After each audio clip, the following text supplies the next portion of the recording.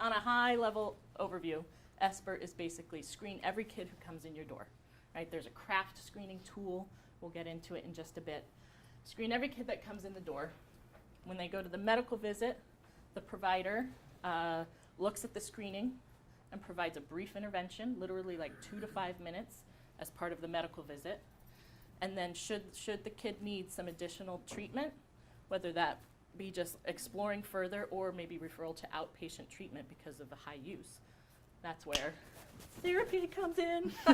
No, that's actually the beauty of integrated behavioral health and medical care, right? Because then we can work in tandem to help get the student the help that they need. Therapists and health educators. So in our model, right, students are screened, they go to the provider, they get the brief intervention. A lot of kids are interested in having some further exploration of their current use and potentially creating goals for reduction. So what we've done in looking at our available resources is engaged our health educators as people to help provide the Teen Intervene portion of treatment.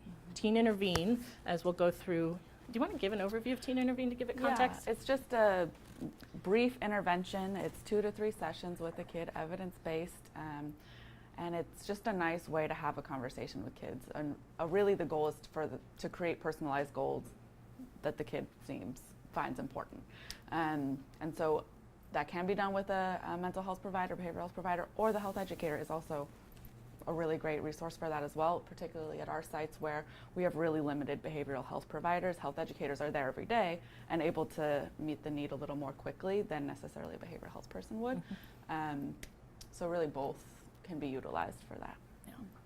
And that's not something that we originally saw at the outset, and I think it's a really good nugget to kind of tuck away in your back pocket should you decide to implement kind of an SBIRT process at your health clinic, right? Yeah. Just looking at all available resources for implementation of this kind of program. Yeah, because when Shannon and I were trained, we were trained as part of a national pilot, and they just had it for behavioral health providers and nurse practitioners.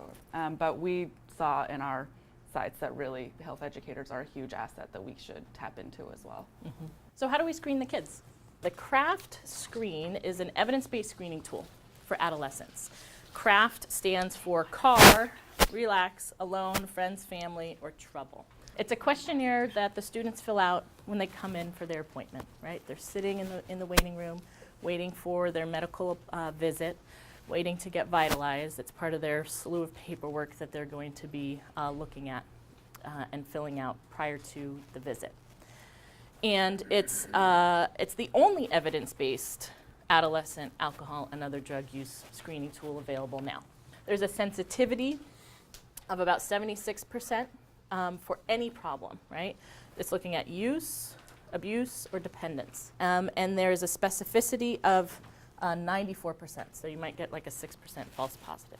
If you take a look at the tool, you'll see that there's a Part A and a Part B, right? Part A and Part B. Part A is looking at, have you ever, in the past 12 months, consumed any alcohol, marijuana, or anything else to get high?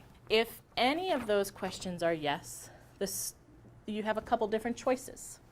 The student can fill out the bottom portion on their own, which is really taking that deeper dive into risk factors for use, abuse, or dependence. You can have a conversation with the student around those kinds of questions, or that's about it. Right? It could be either self-guided by the student or provider-guided by the provider.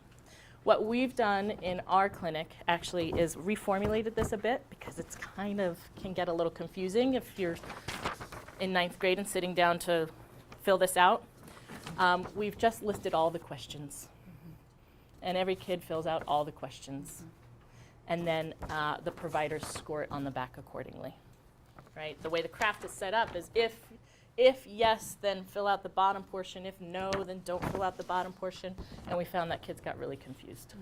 So we just said every kid fill out every question, and we'll take it from there. Okay. But what it's looking at as far as Part B, we're looking at the high-risk behaviors, right? Have you ever gotten a car driven by somebody who is high or altered? Have you ever used alcohol or drugs to relax or feel better about yourself? Do you ever use alone? Ever drink alone? Ever smoke alone? Have you ever forgotten things while under the influence of any type of substance. Anybody ever tell you that they were concerned about you? Ever have any friends or family that have expressed their concern for your use? Or have you ever gotten in trouble for it? Ever been caught at school, etc.? So these are really the higher risk behaviors, and what they show once we go through this craft scoring, thank you, what it shows is that there is a probability of abuse or dependence. The higher the craft score, the higher the probability of use or dependence. So if you score a 3, so what is a score of 3? That means of this bottom portion, you're having 3 of these types of behaviors, right? You're either smoking or drinking alone, you're forgetting, you have people who are expressing concern for your use. And that would be a score of 3. There's an over 60% probability the student has a abuse or dependence issue that requires some sort of conversation around it at least. The brief intervention really is focused on motivational interviewing, right? A motivational interviewing approach. And I'm going to just kind of share with you my approach to how I do it, right? So the patient's coming in, they're coming in for, let's just say, birth control, right? Attend to the chief complaint of the visit. And then I ask permission. I say, hey, you know, I thank them first. We're done, we're kind of closing up the visit. I thank them. I say, hey, you know what? I see that you filled out this craft screening, this questionnaire. Thank you so much for filling this out. Is it okay if we talk about this a bit right now?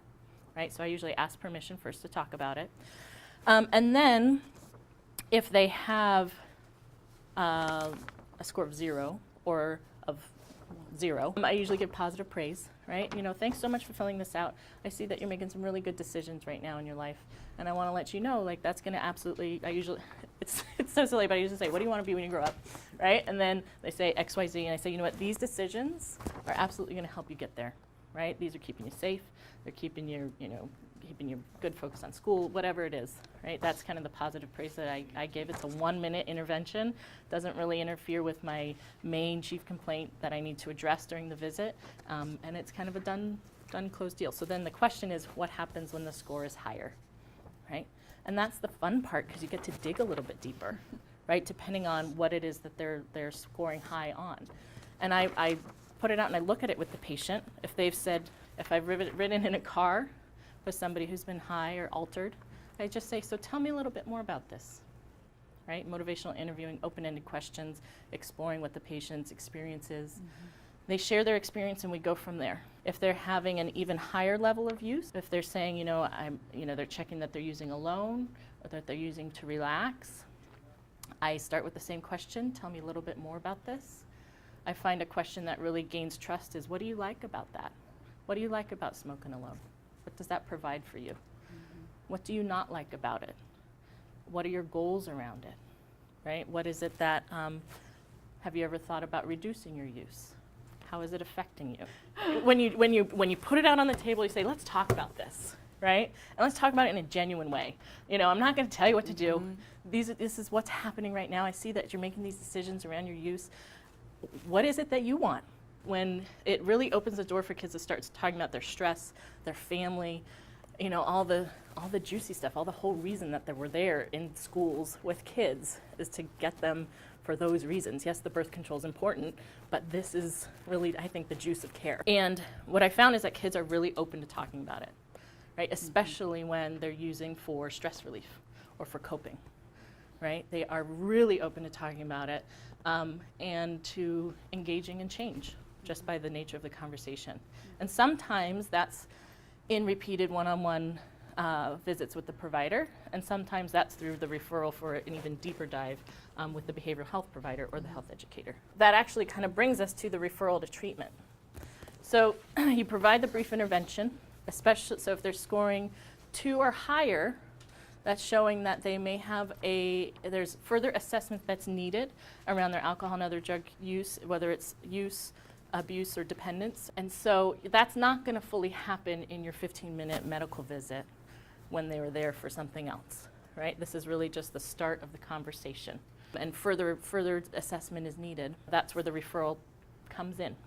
A referral either for the behavioral health or the health educator to complete teen intervene. But I think the important part about this referral and the take-home message that I want you guys to take from this is the kid needs to want it. So what does that look like? That looks like completing your brief intervention, thanking them for engaging in the conversation, identifying the goals that they have when they leave your office in that visit, and assessing whether they would be interested in talking about this further, right? And I think that's a key point, that they don't have to be like, yes, I want to stop using and I want to go talk to somebody about it, but just really, is this something you'd be willing to have another conversation about with someone?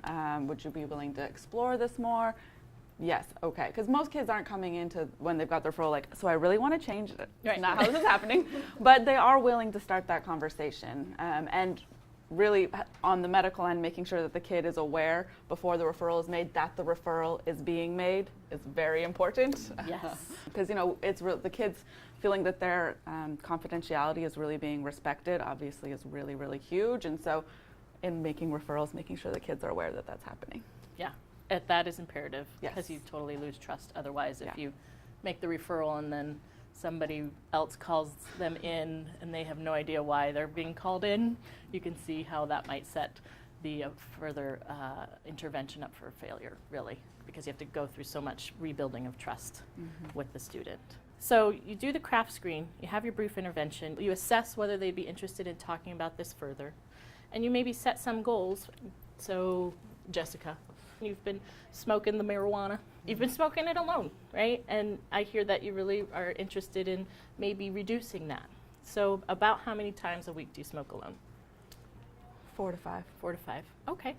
I'd like to present a gentle challenge, maybe, that for maybe, and you can decide how many, but maybe one time out of the next week, or 2 times out of the next week, that you, instead of smoking when you're feeling stressed out, you journal, dance, et cetera, whatever it is that we've identified as a substitutive coping mechanism, right?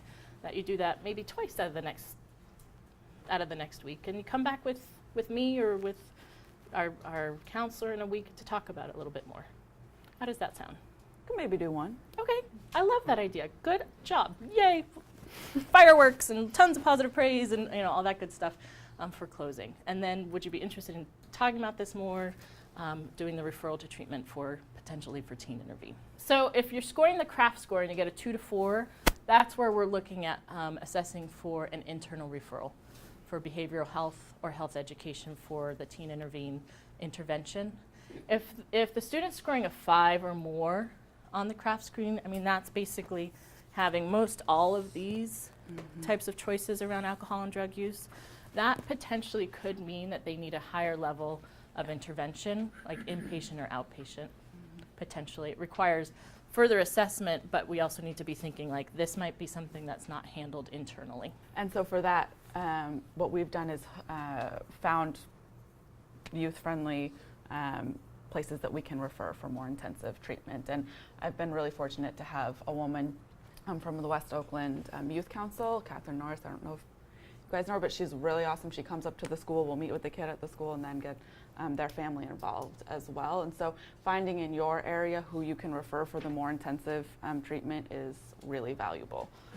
Because this intervention that we're about to talk about is really meant for the more mild to moderate users. And so if you've got really strong dependence, strong abuse, then it's going to need a higher level of treatment. And the intervention of Teen Intervene can be used as a bridge, can definitely be used as a way to have them start thinking about things and really help them be in maybe a more prepared space if they were to get into a more intensive level of treatment. But it's definitely for the more mild to moderate. Mm-hmm. So this is the point where it would really kind of transfer from the medical perspective or medical part of the visit to the behavioral health part of the visit. The one thing that we found to be really, really helpful is that before the kid leaves the office, the center, they schedule the appointment with the health educator or behavioral health provider. We weren't doing that at first. And as things happen, kids would take a while to get to them, and things just aren't quite as poignant. And so just really having in your systems and your workflow it being set up so that before the kid leaves the office and the visit that they've had with the medical provider, they're setting up their appointment to come back and talk to whoever it is that they're going to be talking to.